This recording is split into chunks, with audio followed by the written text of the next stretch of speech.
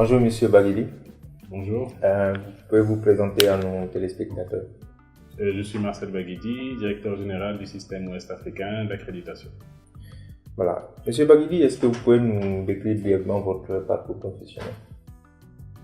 Alors, je suis sorti de l'école supérieure polytechnique de Dakar avant de suivre un programme qualité au niveau de l'Institut supérieur de management, toujours au Sénégal. Préciser que cette structure proposait un programme de master en qualité, labellisé par l'UEMOA, et donc j'ai été très vite intéressé par ce programme. Après cela, un master en commerce international et puis un MBA. Au niveau professionnel, déjà en laboratoire, en 98, avant de rejoindre le groupe des industries chimiques du Sénégal, et puis d'aller en cabinet privé, et de rejoindre le programme Système Qualité de l'Afrique de l'Ouest en 2008 pour quelques années plus tard être nommé directeur général du SOAC. On va revenir déjà sur cela. Comment vous êtes intervenu au niveau de ce programme? Et s'il le faut, comment vous en avez bénéficié? Le programme qualité, déjà en termes de bénéficiaires, parce que ma formation d'auditeur, je l'ai fait dans le cadre du programme Système Qualité de l'Afrique de l'Ouest au Sénégal, après une sélection. Et ça m'a permis de m'intéresser aux questions de la qualité, mais surtout d'avoir la première qualification et de faire partie du premier groupe de personnes ressources formées au Sénégal pour être auditeur qualité sur la norme ISO 9001. Après cela, en 2008, j'ai intégré le programme pour m'occuper des questions d'accréditation. La région voulait lancer un organisme d'accréditation et il fallait un expert pour cela, donc j'ai été sélectionné. Et ça, c'était dans le cadre du programme qualité phase 2 qui s'est déroulé de 2008 à 2012. Au cours de ce programme, après avoir été nommé expert qualité, j'ai pu m'occuper de l'antenne de Ouagadougou lorsque le programme s'est étendu à l'ensemble des 15 pays. Donc j'ai été nommé responsable d'antenne à Ouagadougou, toujours pour le programme. Et lors du programme actuel, j'ai rejoint le programme une nouvelle fois, toujours pour les questions d'accréditation, avant de devenir expert technique principal, toujours dans le même programme. Voilà. Dites-moi si je me trompe, vous êtes devenu le patron de l'accréditation dans la sous-région francophone de l'Afrique de l'Ouest. Est-ce que vous le devez un peu à ce programme? Patron, c'est beaucoup dire, puisque l'accréditation va toucher les 15 États, mais si on revient à la question du SOAC qui couvre... Oui, je précise les 8 pays francophones. Les 8 pays francophones. D'accord, si c'est cette station, effectivement, le programme a beaucoup contribué parce que les questions d'accréditation sont nouvelles. Même en Europe, l'accréditation, on a commencé à en parler dans les années 90. La région s'y est intéressée dans les années 2000. Il y a eu un très fort travail au niveau de la commission de l'UEMOA, suivi de la commission de la CEDEAO, qui nous a amené aujourd'hui au dispositif que nous avons en matière d'accréditation. Et il faut dire que même s'il y avait des connaissances parcellaires en tant qu'auditeur qualité, en tant qu'expert qualité, en tant que personne technicienne de laboratoire, le programme a permis de fédérer un peu toute cette expertise et d'ouvrir surtout vers la question de l'infrastructure de la qualité. Pour moi, c'est une question essentielle et un concept nouveau que l'Organisation des Nations Unies pour le développement industriel a lancé. Ce concept aujourd'hui est accepté au niveau mondial et nous, en tant que bénéficiaires, ça nous a permis d'avoir une vision plus large de la question de la qualité, non plus parcellaire avec la norme ISO 9001 ou les laboratoires, mais voir qu'on est dans un concept plus grand et comprendre que notre mission, en tant que responsable aujourd'hui, directeur général de l'organisme d'accréditation, c'est aussi de participer à bâtir l'ensemble de cette infrastructure pour la protection des consommateurs. Voilà, et à cette station, vous êtes très bien placé pour nous dire un peu quels sont selon vous les impacts que le programme a eu à ce niveau-là, c'est-à-dire dans la sous-région ouest africaine. Déjà, premier impact pour moi, c'est l'infrastructure qualité qui a été bâtie. Vous savez que la région essaie de commercer avec d'autres régions. Si vous n'avez pas une infrastructure qualité, vous êtes perdant. Et on voit que les économies ont beaucoup perdu Un exemple simple.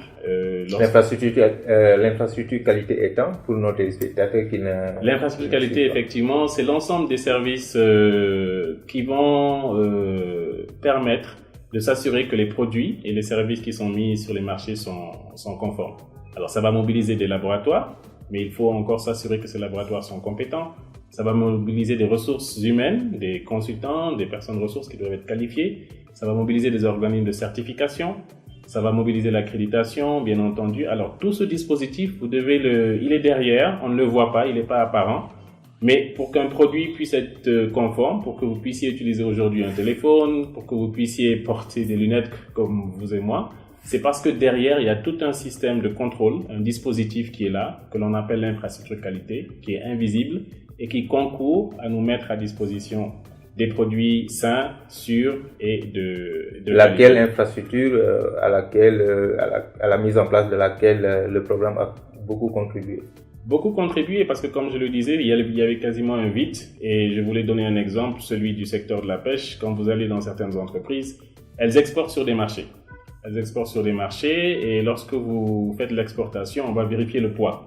Étant donné que le système de pesée était déficient, les entreprises avaient tendance à bourrer les boîtes pour être conformes sur le marché. Alors, si les boîtes ne sont pas bourrées, le client se plaint. Lorsqu'elles sont bourrées, il ne dit rien. Mais il y a une perte énorme pour le pays et les entreprises, elles, ne s'en rendent pas compte. Qu'est-ce qu'il y a derrière? Il faut un système de métrologie. L'un des pans importants de l'infrastructure. La science des mesures. La science des mesures, justement. Donc, la balance, la pesée. Si vous n'avez pas ce système, vous n'êtes pas capable de garantir que la pesée que vous faites est conforme. Ça montre que le fait que nous ayons ce programme qualité et cet appui des partenaires pour mettre en place l'infrastructure qualité était primordial pour permettre le développement des économies. Justement, vous parlez des partenaires, donc vous avez un mot à leur endroit. Pour les partenaires, déjà remercier tous ceux qui se sont mobilisés autour de ce projet. Déjà l'ONUDI, parce que c'est la structure qui a un peu pensé ce programme qualité et auquel ont rapidement adhéré et la commission de l'UEMOA et la commission de la CEDEAO.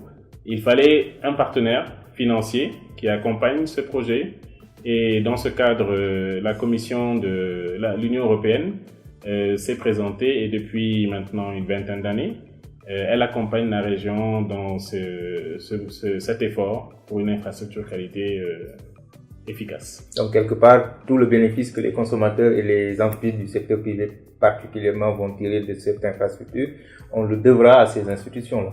On le devra à ces institutions et je pense qu'il y a un point important qu'il faut souligner, c'est le renforcement des capacités. De mon point de vue, vous ne pouvez pas développer une région sans avoir des hommes et des femmes. Et vous êtes un exemple vivant.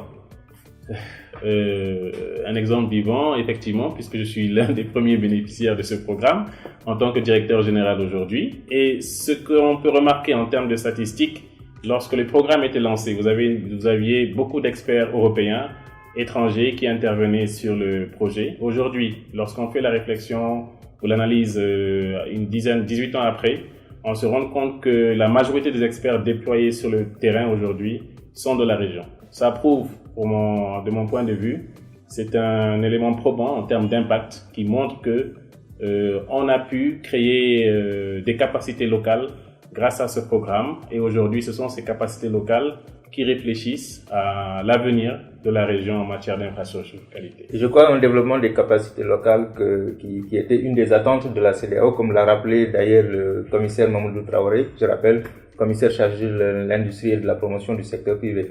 Donc je crois que cet impact-là a été une des attentes satisfaites de la CEDEAO.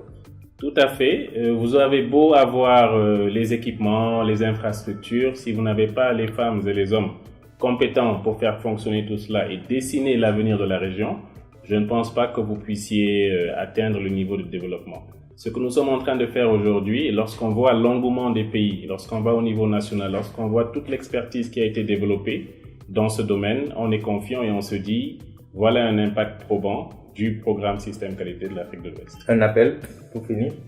Un appel, c'est de poursuivre ces efforts. D'abord, une appropriation par les pays des résultats que nous avons aujourd'hui, un plus grand engagement de la jeunesse par rapport à ces projets et demander à ces 3 institutions de continuer à collaborer. Je parle de l'Union européenne, je parle de l'ONUDI, de la CEDEAO, mais également de l'UEMOA, qu'il ne faudrait pas oublier, collaborer pour maintenir les efforts atteints jusqu'ici et poursuivre le développement de la qualité dans la région au bénéfice des consommateurs. Vous avez parlé de votre casquette du directeur général du SOAC, qui couvre les 8 pays de l'UEMOA. Mais vous n'avez pas parlé de votre casquette de vice-président de l'ECORAS. Ça aussi, c'est également dû à votre expertise. Est-ce que vous pouvez faire une fenêtre sur cette station-là? Merci pour ce rappel. C'est effectivement, nous sommes dans une région, un espace. Nous avons quitté un peu l'espace UEMOA pour aller dans une région un peu plus vaste, qui est l'espace CEDEAO. Et dans ce cadre, la politique de la commission de la CEDEAO, c'était de se dire, bâtissons sur les acquis de la commission de l'UEMOA et voyons comment intégrer ces acquis par rapport à l'ensemble de la région. En matière d'accréditation, la CEDEAO a mis en place, avec l'appui de l'ONUDI, ce qu'on appelle le système régional d'accréditation, où vous allez retrouver le NINAS, l'organisme nigérian d'accréditation, mais aussi le GANAS, l'organisme ghanéen d'accréditation, le SOAC, et puis des points focaux nationaux d'accréditation pour les autres pays qui n'ont pas d'organisme d'accréditation. Et dans cet effort, cette vision d'intégration de la région ouest africaine, nous travaillons ensemble à satisfaire les besoins en matière d'accréditation. Et c'est dans ce cadre qu'il y a eu un bureau qui a été mis en place où nous avons à la présidence Monsieur Célestine Okania, mon collègue, directeur général du NINAS, et moi-même à la vice-présidence. Et nous espérons vraiment faire de notre mieux pour rendre l'accréditation accessible à l'ensemble des 15 pays de la CEDEAO. Surtout que vous êtes en train de travailler à l'ouverture au niveau d'abord continental et ensuite international. Tout à fait. Pour avoir cette reconnaissance des travaux que nous faisons dans la région, il faut s'inscrire dans une dynamique non seulement africaine, c'est-à-dire faire reconnaître nos organismes au sein de la coopération africaine d'accréditation, mais aussi penser à la dimension internationale avec des reconnaissances au niveau... Et vous avez posé des actes dans ce sens. Tout à fait. Je parlais justement de la reconnaissance internationale. Aujourd'hui, vous avez le système régional d'accréditation de la CEDEAO qui est membre plein de la coopération africaine d'accréditation. C'est une station qui lui permet de participer aux travaux de manière active et de voter. Et vous avez des efforts, des organismes tels que le NINAS qui aujourd'hui est en train d'évoluer progressivement au sein de la coopération internationale d'accréditation, toujours pour la reconnaissance des travaux de la région, et le SOAC qui suit un peu ce sillage. Nous y associons bien évidemment les autres pays, toujours dans le cadre de la coopération et du partage d'expériences. Monsieur Baguidi, je vous remercie. C'est moi qui vous remercie.